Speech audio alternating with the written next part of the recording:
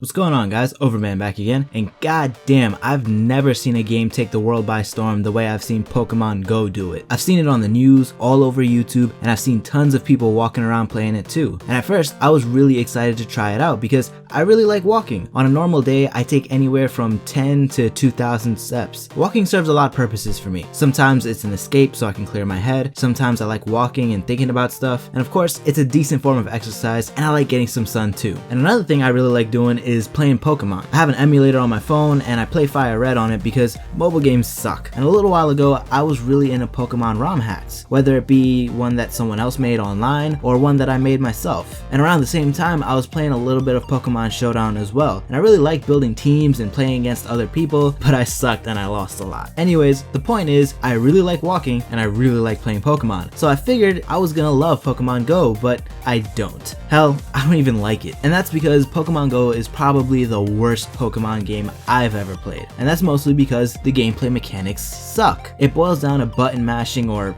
screen mashing I suppose, and swiping left or right to dodge. Most of the strategy and thought that was previously put into Pokemon battles are gone because you just mash the same button over and over again, which admittedly is kind of funny because when I play games like Fire Red, I do get into situations where I just spam one attack over and over again. For example, when you're running through Misty's gym with Pikachu, you just spam Thunder Shock until everything is dead. And speaking of which, type advantages do come into play in Pokemon Go, but movesets and stuff are nowhere near as in-depth as they are in the actual Pokemon games. And I actually think that's okay. It's okay that they don't have all of the moves and intricacies of battle in this game because it's a mobile game, and a mobile game's top priority is to be accessible to everyone. So I can let that slide. But what I can't let slide is the combat system. I really think they should have done the 4-move turn-based gameplay that they normally put in Pokemon games. They didn't have to put all of the moves in the game, but put enough to make things interesting and not so damn repetitive. Another thing I don't like about Pokemon Go is that you can't really keep any of your Pokemon for too long. Sooner or later, you'll have to ditch the ones that you're using in favor of Pokemon with higher CP. And this really annoys me. In normal Pokemon games, your starter Pokemon is probably the most important decision you make. And it's really cool to start off with your little Charmander at level 5 and then train him up to the point where he evolves all the way into a Charizard. In Pokemon Go, you don't really get to do that because no matter how many resources you use on the Pokemon you have now, eventually you're gonna have to replace them with higher CP Pokemon because the one you have right now just won't be able to compete. So in this game, your starter Pokemon doesn't really matter at all. It's just the way the game goes. I guess they felt like they needed to do that because they make money and keep people active by requiring you to constantly catch new Pokemon, but it takes away from that OG Pokemon experience. But that's the thing, right? Despite this game not delivering that OG Pokemon experience, it's been wildly successful. And that's because it delivers a new experience, a social experience. For the first time in history, it's socially acceptable for people who aren't children to walk around and play and talk about Pokemon. And that's because everybody and their mother is playing. If you're playing in a well-populated area, chances are you're meeting other people who are playing, and people are, in general, pretty friendly. I mean, it's usually a group of grown-ass people walking around playing Pokemon, so it's hard not to smile at one another. And that makes the game a lot more fun. When you play any game with friends or random cool people you met on the street, the game instantly becomes more fun, even if it's got shitty gameplay mechanics. If you ever wonder why people always tell you to play games like Destiny and The Division with friends, it's because other people distract you from the boring bits like the shitty stories and repetitive loot grinds. And the same thing is happening here, except that in the case of The Division or Destiny, if your friends don't play, you have to go online and search for people to play with, which is pretty hit or miss. But Pokemon Go has LFG built right in. Just walk over to a Pokestop and boom, you're meeting people. And that's pretty damn cool. But what would be even cooler? If they fix the goddamn servers. Their servers are so bad that they've become a meme. Now I'm sure they'll fix this eventually, and they probably didn't expect the game to blow up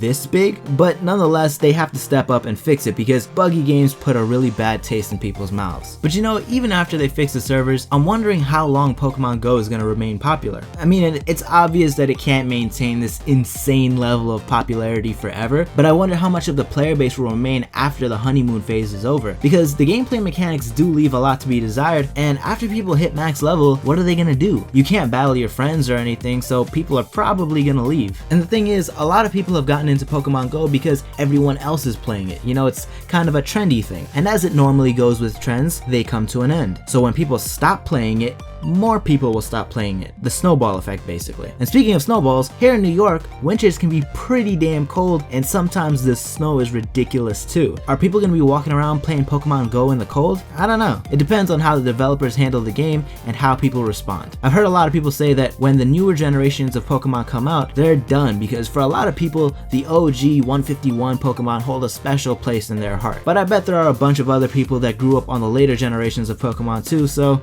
I don't know, we'll see. I think it also depends on when they decide to add PvP and trading, and when the servers get fixed, and if they ever change the combat system, which I doubt they will, because that's gonna be a lot of work, and it would be a big change for a lot of people, and that big change might piss a lot of people off. So at this point, it might be too late. So I'm pretty much done with Pokemon Go, but that doesn't mean that you can't enjoy it, so don't get your panties in a knot. All in all, Pokemon Go has done some pretty cool things. It's got people walking around instead of sitting, which is great, and hopefully those people make walking a habit even after Pokemon Go dies down, and people are making friends and having a good time, which is always good. Oh, and before I forget, for Odin's sake, please stay safe out there. Play in areas that you know are safe. I don't care if Moltres, Lugia, and Ho-Oh are having a legendary threesome. If it's in the hood, stay the hell away. I really shouldn't have to say that, but some people, man. But that's it for this one though, guys. If you enjoyed the video, don't forget to smash that like button. If not feeling too shy, drop a comment down below. Let me know what you think about Pokemon Go. And if you want to see more videos like this in the future, be sure to hit that subscribe button and follow me on Twitter.